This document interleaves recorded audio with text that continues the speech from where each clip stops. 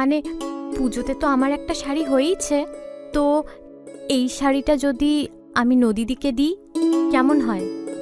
মানে নদীদি তো আমাদের জন্য অনেক কিছু করেছে, অনেক কিছু দিয়েছে। আর উপহার তো কম দামি বেশি দামি বলে কিছু হয় না, উপহার তো উপহারই হয়, বলো?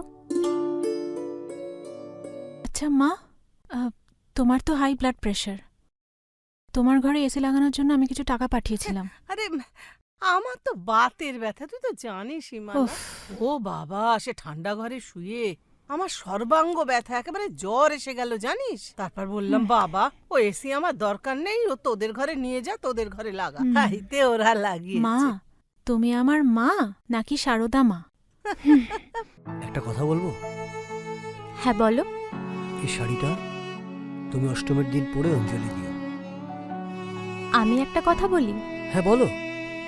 মানে তুমি বা মা আমাকে তোমরা মন থেকে ক্ষমা করেছো তো?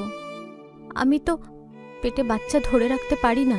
এটা কেমন কথা হলো, হ্যাঁ, আজকের এমন একটা দিনে? আচ্ছা, আমার যদি কোনো প্রবলেম হতো তাহলে কি হতো? কি করতে? যেতে পারতে?